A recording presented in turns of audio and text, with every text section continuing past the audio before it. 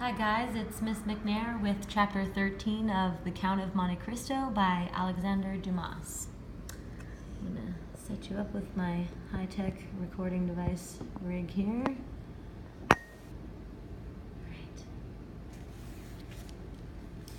Alright, chapter 13.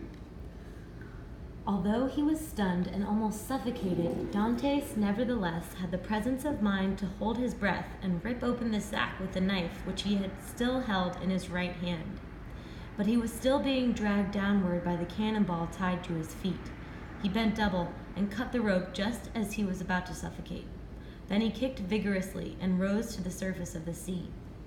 He paused only long enough to take a deep breath, then dived again to avoid being seen. When he came up the second time, he was already 50 yards away from the spot where he had plunged into the sea. Above his head, he saw a black, stormy sky. Before him lay the dark plain of the sea, whose waves were beginning to churn as though before the approach of a storm, while behind him, blacker than either the sky or the sea, the granite giant rose up like a threatening phantom. He decided to head for the Isle of Tiburon, the nearest uninhabited island, about 1 league away. But how was he to find it in the thick darkness which surrounded him? Suddenly, he saw the Planier lighthouse shining like a star. If he headed straight for this lighthouse, he would pass the Isle of Tiburon on his left. By heading a little to the left, therefore, he ought to place the island in his path. He noticed with joy that his years of forced inaction had taken away none of his strength and agility, and that he was still master of the element in which he had played so often as a boy. An hour passed, during which Dantes continued to swim in the direction he had chosen. Unless I'm mistaken, he thought, I shouldn't be far from the Isle of Tiburon now. But what if I'm mistaken? He shuddered and tried to float for a while in order to rest himself. But the sea had become so rough that it was impossible. Well then, he said, I'll go on to the end, till my arms are exhausted, till I'm seized with cramps, and then I'll sink to the bottom. He began to swim with the strength and drive of despair. Suddenly, it seemed to him that the sky, which was already dark, became still darker, and that a thick, heavy cloud was descending on him. At the same time, he felt a sharp pain in his knee. His imagination instantly told him that he had been struck by a bullet and that he would soon hear the sound of a shot. But he heard no shot. He put out his hand and felt something solid.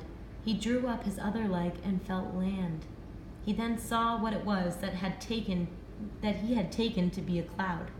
20 yards ahead of him rose a mass of strangely shaped rocks, which looked like an immense petrified fire.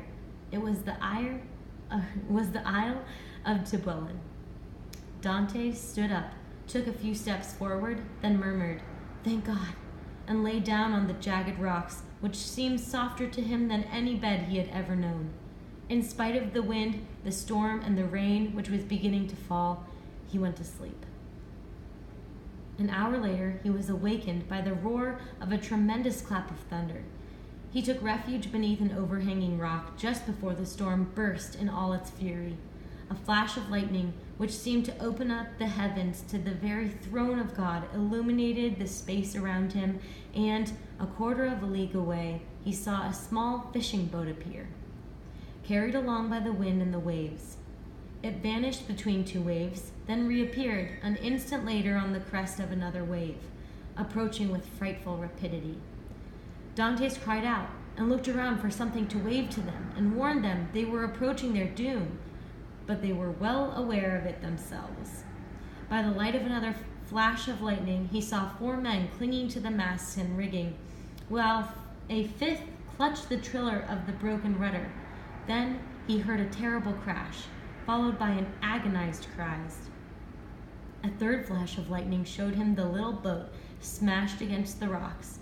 Among the wreckage, heads with desperate faces and arms stretched up toward heaven. Then all was dark again. Dantes quickly climbed down the slippery rocks at the risk of falling into the sea himself. He looked and listened, but he neither saw nor heard anything more. No more cries, no more human efforts. There was nothing left except the storm, with its roaring winds and foaming waves. Little by little, the wind died down. The big gray clouds rolled off westward, and soon a long reddish streak appeared on the eastern horizon. Light suddenly touched the waves and turned their frosty crests into golden plumes. Daylight had come. In 2 or 3 hours, thought Dantes, the jailer will enter my cell, find the corpse of my poor friend, and give the alarm. They'll question the 2 men who threw me into the sea and who must have heard the cry I uttered. Boats filled with armed soldiers will begin searching the sea for me, and the cannon will alert the coast not to give shelter to a naked, hungry fugitive. I'll be at the mercy of the first peasant who wants to earn 20 francs by turning me in. Oh, my God, you know how much I've suffered. Help me now, that I can no longer help myself. Just as he finished this fervent prayer, he saw on the horizon the lateen sail of a ship, which his experienced eye recognized as Genoise Tartan coming from Marseilles. Oh, he cried, to think that I could swim out to that ship in half an hour if I weren't afraid of being recognized as a fugitive and taken back to Marseilles. Those men are all smugglers and semi-pirates. They'd rather sell me than perform an unprofitable good deed. What story could I invent to deceive them? I have it. I'll say I'm one of the sailors from the boat that was smashed on the rocks last night. There won't be anyone to contradict me, because the crew all drowned. So saying, he looked toward the spot where the little vessel had perished. A few planks were still floating there, and he saw with a start that the cap of one of the sailors had come to rest on the point of a rock. Dantes dived into the sea, swam over to the cap, put it on his head, took hold of one of the planks, and began kicking towards the spot where he estimated that the ship would pass. When he was close enough, he made a supreme effort, lunged almost entirely out of the sea, waved his cap, and uttered a loud cry. The ship turned toward him, and he saw the crew make ready to lower a boat. Thinking he no longer needed the plank, he let go of it and began to swim vigorously toward the boat. But he was counting on a strength which he no longer had. His legs and arms began to stiffen.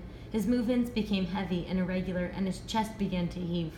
The 2 rowers in the boat redoubled their efforts, and one of them called out to him in Italian, "Courage!" Dantes thrashed desperately for a while, then sank below the surface. He felt himself being pulled up by the hair. Then he fainted. When he opened his eye again, he found himself lying on the deck of the tartan. One sailor was rubbing his limbs with a woolen blanket. Another, the one who had called out "Courage!"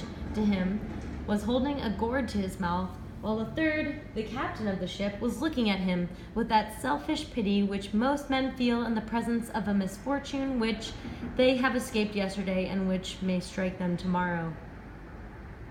"Who are you?" asked the captain in bad French.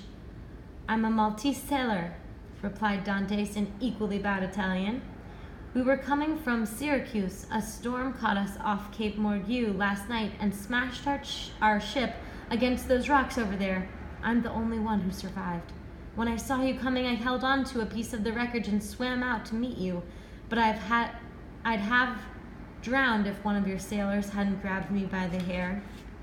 "That was me," said a sailor with frank, open face. "It was time, too, because you were sinking." "Yes, I was," said Dantes, holding out his hand to him. "Thank you, my friend." "I almost hesitated to pull you out, though," said the sailor. "With your 6-inch beard and your hair a foot long, you looked more like a bandit than an honest man." Dantes abruptly recalled that he had cut neither his hair nor his beard the whole time he had been in prison. "Once when I was in danger," he said, "I made a vow to Our Lady of Piedregota not to cut my hair or my beard for 10 years. The 10 years are up today, and I almost celebrated it by drowning." "Now, what are we going to do with you?" asked the captain. "Whatever you like. I'm a good sailor, so you can leave me at the first port you touch, and I'm sure to find work on some merchant ship. Do you know the Mediterranean? I've been sailing on it since I was a child. There are few harbors, even the most difficult, that I couldn't take a ship into and out of with my eyes closed." Well then, Captain, said Jacopo, the sailor who had saved Dante's life, why can't he stay with us? Very well, said the captain to Dantes. I'll take you on, if you're not too unreasonable. Just pay me what you pay the others. All right, said the captain. Now, Jacopo, do you have any extra clothes you can lend this man? I have a pair of trousers and a shirt. That's all I need, said Dantes. Jacopo slid down a hatchway and came up an instant later with the 2 garments. Do you need anything else? Asked the captain. I'd like a piece of bread and another drink of that fine rum I tasted just now. Jacopo handed him the gourd, and another sailor brought him a piece of bread. Dantes asked if he could take over the helm. The helmsman, delighted to be relieved of his duties, looked at the captain, who motioned him to give up his place to his new shipmate. Dantes took over, keeping his eyes fixed on the coast of Marseilles. What day of the month is it? He asked Jacopo, who had sat down beside him. The 28th of February. What year? What do you mean? Don't you know what year it is? I was so frightened last night, replied Dantes, laughing, that I almost lost my mind, and my memory is still confused. So I'll ask you again, what year is it? It's 1829, said Jacopo. It had been 14 years, to the day, since Dantes had been arrested. He was 19 when he entered the Chateau d'If. He was now 33. A sad smile passed over his lips as he wondered what had become of Mercedes during all the time when she must have believed him to be dead. Then his eyes flashed with hatred as he thought of the 3 men to whom he owed his long and cruel captivity. And he renewed the oath of vengeance against Danglars, Fernand, and Villefort, which he had already sworn in prison. And this oath was no longer a vain threat, for at that moment the fastest ship in the Mediterranean could not have overtaken the little tartan